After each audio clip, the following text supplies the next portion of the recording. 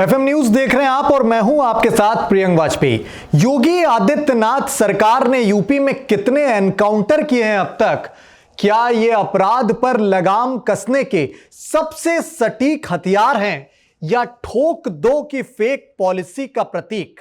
आज हम तथ्यों और आंकड़ों के साथ इसे समझेंगे। सबसे पहले कुछ आंकड़ों पर आपकी नजर ले जाते हैं।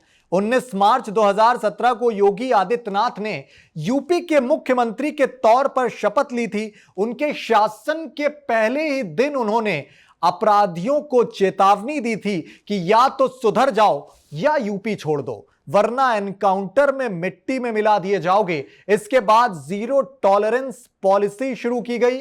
आधिकारिक जो आंकड़े हैं वो कहते हैं कि सितंबर 2025 तक यूपी पुलिस ने कुल 14,741 से लेकर 14,973 के करीब एनकाउंटर किए हैं।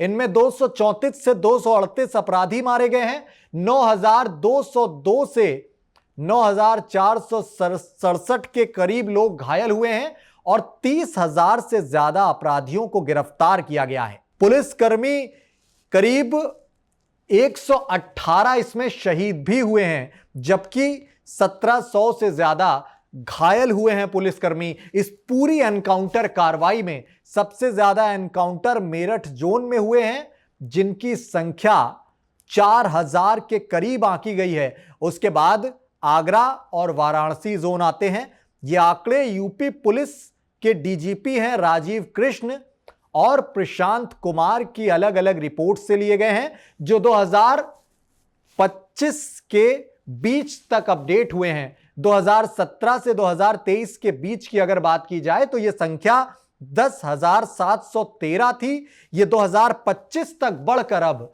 दुगनी से ज्यादा हो चुकी है। इनका इजाफा लगातार होता जा रहा है। अब हर साल के आंकड़ों पर नजर डालते हैं। स्क्रीन पर आप ग्राफिक्स देख रहे हैं। 2017 और 18 की शुरुआत में 1,100 से ज्यादा एनकाउंटर हुए और अब तक कुल संख्या इनकी 14,000 के ऊपर पहुंच गई है। ये जो ग्राफिक्स आप देख रहे हैं एनसीआरबी और यूपी पुलिस के डेटा पर बेस्ड हैं। इस ग्राफिक्स में साल के हिसाब से एनकाउंटर, मौतें, घायल और गिरफ्तारियां आपको दिख रही हैं। जैसे कि 2019 बीच में मौतें 78 तक पहुंच गई हैं। यह ट्रेंड दिखाता है कि कैसे इस पॉलिसी ने अपराधियों को यूपी छोड़ने पर मजबूर कर दिया था। योगी सरकार ने अपराधियों के खिलाफ लगातार सख्त रुख अख्तियार किया। उनका यह कहना था कि भाई अगर यूपी में रहना है तो क्राइम की ओर, बिल्कुल क्राइम को पूरी तरह से खत्म करना होगा और अपराधी अगर आपराधिक मंशा रखते हैं तो उन्हें उत्तर प्रदेश छोड़ देना ही बेहतर होगा या वो मौत की नींद सुला दिए जाएंगे। अलग अलग योगी आदित्यनाथ के बयान आपने देखे। ये डेटा एनसीआरबी, यूपी पुलिस की अलग अलग रिपोर्ट्स और तमाम Hindustan times, times of India जैसी मीडिया रिपोर्ट के साभार से हम आपको दिखा रहे हैं। यहां गौर करने वाली बात यह जरूर है कि एनकाउंटर में गोलीबारी शामिल भले है, लेकिन ज्यादातर मामलों में अपराधियों के पैर में गोली ही लगी है, वो घायल ही हुए हैं। इसलिए योगी सरकार की इस कार्रवाई को ऑपरेशन लंगड़ा भी कहा जाता है।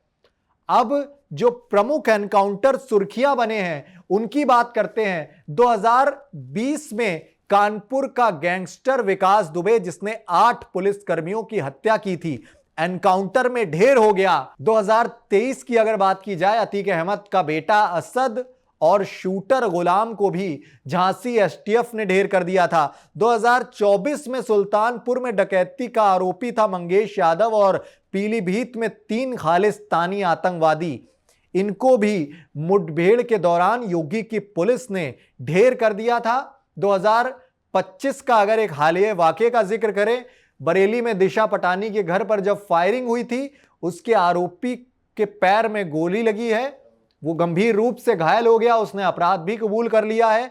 इन तमाम कार्रवाइयों को लेकर योगी सरकार लगातार यह दावा करती है कि इन एनकाउंटर से अपराध दर जो है वो लगातार घटती चली गई है। एनसीआरबी डेटा से हत्या के मामले 2016 की अगर बात की जाए तो जो 4,000 थे वो अब 2024 में घटकर 2,300 रह गए हैं, यानी कि 43% हत्याओं की वारदातों में कमी आ चुकी है उत्तर प्रदेश में, जिसका श्रेय योगी सरकार के एनकाउंटर पॉलिसी को ही दिया जाता रहा है। लूटपाट भी 86% कम हो चुकी है। महिलाओं के खिलाफ लगातार जो अपराध हो रहे थे उत्तर प्रदेश में, उस पर एक पॉलिसी योगी सरकार की ओर से शुरू की गई, मिशन शक्ति उसे नाम दिया गया। 50% गिरावट आ गई मिशन शक्ति की शुरुआत के बाद से ही। महिलाओं के खिलाफ अपराध में निवेश भी लगातार उत्तर प्रदेश में बढ़ता गया है। 2018 में 4 लाख करोड़ के एमओयू साइन हुए हैं। 2023 में 40 लाख करोड़ के एमओयू साइन हुए थे। यूपी अब अपराध मुक्त राज्य बनता जा रहा है, इसमें कोई भी शक नहीं है। लेकिन विवाद भी कम नहीं है योगी राज के एनकाउंटर से जुड़े हुए। इन एनकाउंटर को लेकर विपक्ष हमेशा ही सीएम योगी आदित्यनाथ को निशाने पर लेता रहता है। विपक्ष इसे एनकाउंटर राज कहता है। सपा नेता अखिलेश यादव लगातार यह कहते हैं कि यह फेक एनकाउंटर है, मुस्लिम और दलितों को टारगेट किया जा रहा है। 2017 से 2023 के बीच की अगर बात की जाए, उसमें जो अपराधी मारे गए हैं वो 183 जो अपराधी मारे गए हैं, उसमें 37% मुस्लिम ही थे। एनएचआरसी ने 2023 में 183 जो एनकाउंटर थे उस पर नोटिस भी जारी किया, लेकिन 236 मामलों में एक भी अभियोजन नहीं मिल सका। इंडियन एक्सप्रेस अखबार ने बीते रोज यह दावा किया था कि हर 15 दिन में एक मौत हो रही है, लेकिन ज्यादातर बिना मजिस्ट्रेट जांच के ही हुई हैं। 15 दिन में जो है एक मौत हो रही है, यह आंकड़ा सामने आया था। और ये सारी मौतें जो हैं वो एनकाउंटर पॉलिसी के तहत ही हो रही हैं, ऐसा इस चर्चित अखबार का दावा है। उधर तमाम मानवाधिकार संगठन ये कहते रहते हैं कि यूपी के 45% फेक एनकाउंटर हैं और पूरे देश में सिर्फ यूपी के ही एनकाउंटर हैं जो वो 45% फेक हैं, जो कि एक बड़ा आंकड़ा है। मानवाधिकार संगठन का ये दावा है, बहुत गंभीर उन्होंने आरोप लगाया है उत्तर प्रदेश सरकार के ऊपर। सुप्रीम कोर्ट ने 2023 में यूपी सरकार से इसकी स्टेटस रिपोर्ट भी मांग ली थी, जब मानवाधिकार संगठनों की ओर से यह दावा लगातार किए जा रहे थे। लेकिन जस्टिस चौहान की कमीशन ने सभी एनकाउंटर को क्लीन चिट दी थी। यह कहा था कि सारे एनकाउंटर कानून संगत ही थे। उधर विपक्ष का तर्क लगातार यह है कि इन एनकाउंटर के बाद अपराध दर और ज्यादा बढ़ती जा रही है। 2017 में 156 प्रति लाख जो दर थी, 2025 में वो 753 प्रति लाख हो गई है। लेकिन सरकार लगातार ये कहती है कि रिपोर्टिंग हमने बढ़ाई है, जांच बढ़ाई है, इसलिए अब आंकड़े भी सामने आ रहे हैं जो कि ज्यादा दिखते हैं। पहले जांच ही नहीं होती थी तो आंकड़े कहां से सामने आते। तो सच्चाई क्या है अब आपको ये बताते हैं। एनकाउंटर से फायदों की अगर बात की जाए तो बेशक अपराधियों में डर कायम हुआ है। बुलडोजर एक्शन से 142 अरब की संपत्ति जब्त हुई है। जो अवैध संपत्ति थी वो सरकार ने कब्जे में ली है। गैंगस्टर एक्ट के तहत 80,000 केस दर्ज हुए हैं। एनएसए लगाई गई है, एनएसए के तहत 930 गिरफ्तारियां अब तक हुई हैं। आम जनता में सुरक्षा का एहसास हुआ है। सर्वे में 70% यूपी वासी कहते हैं, एक सर्वे हुआ जिसमें 70% उत्तर प्रदेश के निवासियों का यह कहना है कि हां वाकई में योगी सरकार की एनकाउंटर जो पॉलिसी थी उससे कानून व्यवस्था बेहतर हुई है।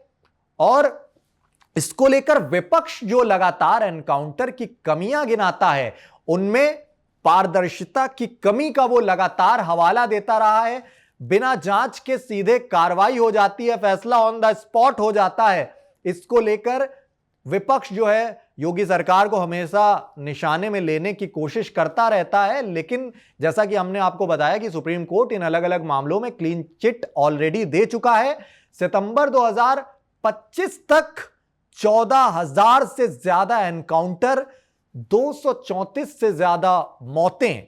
यह आंकड़ा बेहद बेशक बहुत बड़ा माना जाएगा, लेकिन यूपी के 70% लोग राज्य की लगातार बिगड़ती जा रही कानून व्यवस्था के लिहाज से इसे जरूरी भी मानते हैं।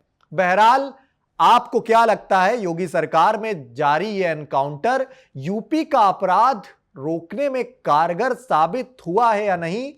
आपकी जो भी कीमती राय है वो कमेंट बॉक्स के जरिए हम तक जरूर पहुंचाएं। साथ ही देश दुनिया की ऐसी तमाम निष्पक्ष और बेबाक खबरों से खुद को अपडेट रखने के लिए आपका अपना चैनल एफएम न्यूज, उससे यूं ही जुड़े रहें। मैं प्रियंक वाजपेयी हूं आपके साथ। शुक्रिया, नमस्कार।